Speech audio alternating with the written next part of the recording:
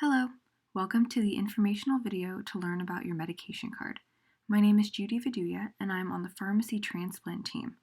The goal of the video is to teach you how to use your medication card in order to simplify a complex medication regimen. In addition, we hope to promote confidence when following your medication card. Let's begin by discussing the contents of the medication card. For this example, my lung transplant patient has a blue card, though it may be yellow for a heart transplant patient, or it could be a different color depending on the organ you received. Regardless of the color of your card, the instruction and orientation of the card is the same. Please follow along with your card while I explain my sample patient's card. Firstly, at the top of the card, it says to follow the instructions on the card, not on the prescription bottles. This is very important. After the transplant, we monitor to see how your body is responding to the medicines. This will lead to changes in the amount of medicines to take. The changes will be adjusted on your card, but the prescription bottles may have the old directions. Next, you'll see the phone numbers to contact the transplant office in the event of an emergency. In addition is the phone number for your transplant coordinator. The card also includes your name, allergies, and preferred pharmacy. Please ensure this information is correct and up to date. Additionally, the card states not to take ibuprofen, also known as Advil or Motrin, or naproxen, also known as Aleve. These medicines, in combination with your transplant medicines, can be extremely dangerous for your kidneys. Please avoid all Advil, Motrin, or Aleve. Even a single dose can be very harmful. Next, I'll go over a brief overview of the medication portion of the card. Along the top of the table is a reminder. On lab days, delay morning medication until after blood is drawn. Always blood before drug. A good way to remember this is B before D, like in the alphabet. We need to make sure we are measuring the amount of medicine in your body 10 to 12 hours after the bedtime dose. We do not want you to take the morning dose before getting a blood draw. If you are late to the lab, delay your medication until after the blood draw. The next section tells us the dose of our medicine. Following that is a section explaining when to take the medicine. If the medicine should be taken at a specific time, there will be an X in the box. Multiple X's indicate the medicine will be taken at multiple times in a day. You may see an X at breakfast around 9 a.m., lunch around noon or 2 p.m., dinner or at 6 p.m., or right before bedtime around 9 p.m. The last column is for notes or reminders regarding each specific medicine. Along the side are categories. This divides the medicines by class: preventing rejection, also known as immunosuppressants, preventing or treating infection, preventing ulcers, preventing bone loss, or other medications that you may currently be on. Next, let's organize the medications. Let's match up the card to the actual medicines. Remember, regardless of the color of your card or the organ you received, the teaching concepts are the same. If we look at one bottle, we'll notice circled numbers on each bottle. This number refers to a line on the card. For example, on the bottle of prednisone, there's a circled number 1. The number 1 on the bottle will direct us to line number 1 on the card. Line 1 will tell us the dose of prednisone and when to take it.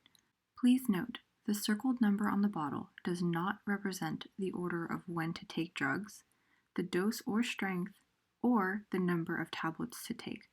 It is there as a guide to match bottles with the medication and directions on the card. To minimize confusion, we highly recommend lining up the bottles in numerical order based on the circled number. First, we will have the bottle labeled number 1, followed by the bottle labeled number 2, followed by number 3, etc. Continue until you have all your bottles lined up in numerical order. Let's match the bottles to the medication card. Please note, this portion may be slightly different for each patient, so it is important to follow along with your own card. The prescription bottle, labeled number 1, contains prednisone tablets. Each tablet has a strength of 20 milligrams. If we compare this to line number 1 on the card, the dose of prednisone to take is 20 milligrams. This means that at breakfast, we will need a single 20 milligram tablet of prednisone. Feel free to pause the video here to review line 1. Review the following. Confirm the circled number on the bottle matches the line number. Then, confirm the medicine name matches the name on that line. Finally, consider what dose will you be taking, according to the card, and when will you be taking that dose. Let's go over matching medications to the card for a second time. Let's look at number 2 on the card. You'll notice for this medicine there are several names. Mycophenolate is the generic for Cellcept and Myfortic, which are 2 different types of mycophenolate. You may be on either Cellcept or Myfortic. This is how all the medicines are listed, generic followed by the brand name in parentheses. Here are a few things to think about before we go over mycophenolate together. Does the strength on your mycophenolate prescription bottle match the dose on the card? How many capsules will you need to make the total dose? And finally, what time will you be taking mycophenolate? Remember, your card may be slightly different from mine, so please follow along on your card. This prescription bottle, labeled number 2, contains mycophenolate 250 milligram capsules. You'll notice the dose says 1,000 milligrams. This means that at breakfast I will need 4 of the 250 milligram capsules to make a total of 1,000 milligrams. Similarly, at bedtime, I will need an additional 4 capsules. This is the perfect example showing that the dose on the bottle does match the dose on the medication card. As mentioned earlier, changes to your card are very common, so let's practice changing the medication card. If your transplant coordinator called and said to decrease your mycophenolate dose from 1,000 to 750 milligrams, change it to your card immediately.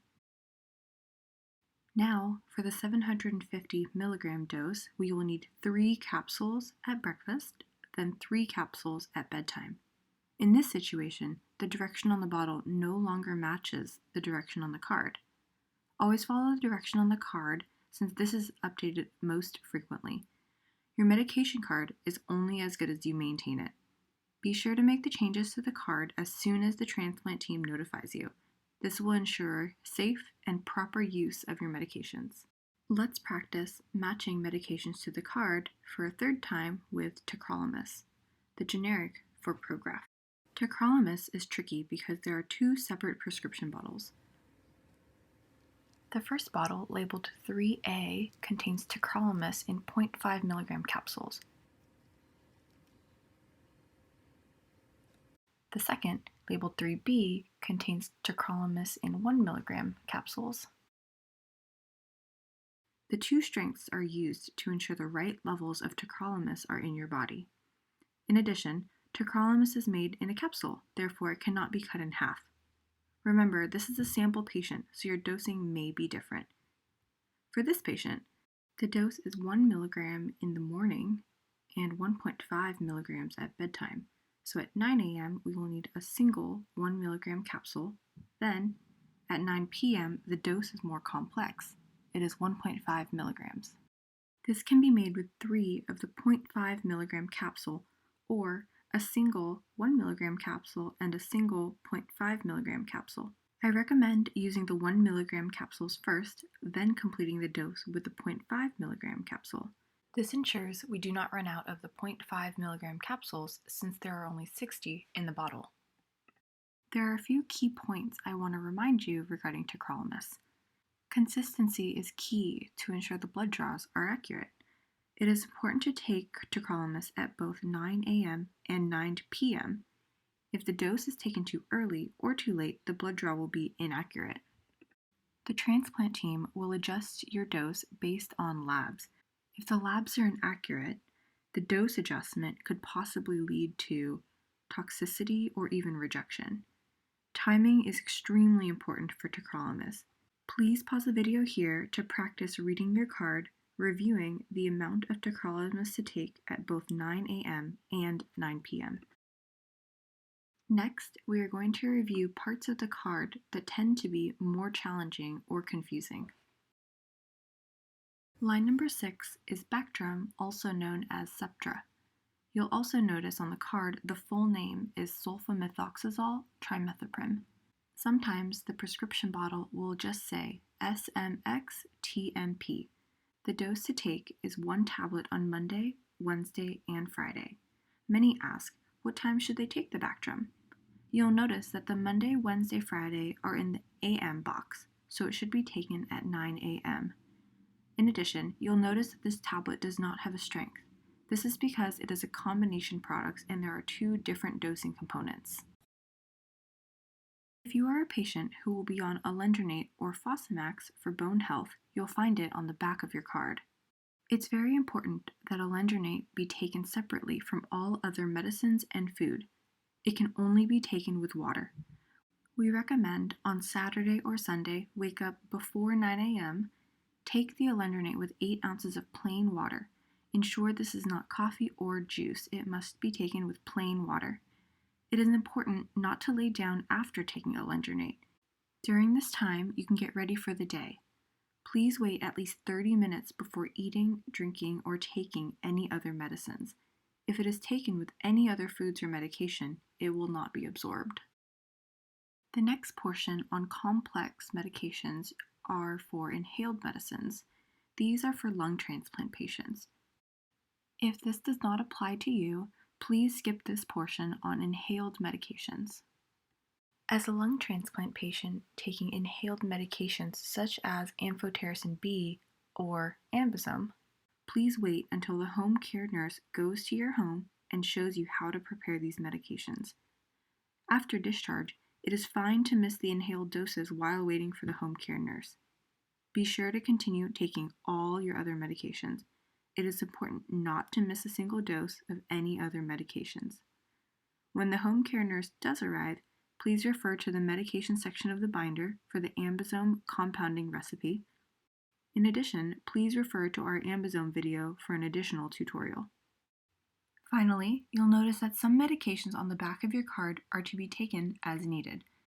Because they are as needed, there may not be an X corresponding to the time to take the medicine. This will vary depending on your needs, so please be sure to review the as-needed medications on your card.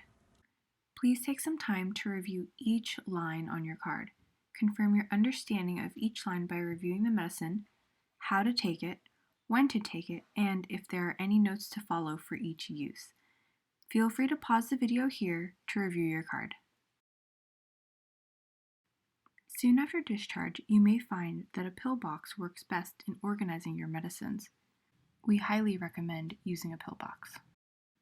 Please refer to the Organizing Medications and Using a Pill Box video for a tutorial. As mentioned before, there will be changes to your medication card, so let's review how to maintain it. The transplant team will call you over the phone to make adjustments to your medication card. We recommend that when the transplant coordinator calls to make adjustments, you repeat the changes back to the transplant coordinator as confirmation. For example, if the transplant coordinator called and said to decrease your mycophenolate dose to 750 milligrams, you can confirm by saying, I used to take 1,000 milligrams of mycophenolate at 9 a.m. and 9 p.m. Now, I will be taking 750 milligrams of mycophenolate at 9 a.m. and 9 p.m., right? This provides you the opportunity to confirm the correct changes are made. It is your responsibility to make the changes on the card and keep it up to date. This is extremely important to ensure you are taking all of your medications appropriately. In addition, an updated card can help remind other health professionals what medications you are currently taking. Please be sure to bring it to every appointment, transplant and non-transplant related. Here are some final closing remarks and reminders. On lab days, make sure to get to the lab for your blood draw before 8 a.m. Then, after your appointment, remember to take your medications at 9 a.m. Remember, always blood before drug, B before D. Next, confirm the strength of your prescription bottles and compare it to the dose you will be taking. Remember, these strengths may be different, so you might need to take several tablets or capsules to reach the total dose on your medication card. Additionally, changes to your medication card are common. When notified by your transplant coordinator, update your card immediately to ensure you are taking your medications safely and appropriately. Remember, the card is only as good as you maintain it. Finally, if there are any lingering questions or if parts of the video were unclear, feel free to ask your transplant team. We will be checking in to ensure complete understanding of your medication card. We hope this video helped you understand how to read, follow, and even change your medication card. Thank you for your attention. I hope this video successfully walked you through the medication card to help simplify the complex medication regimen.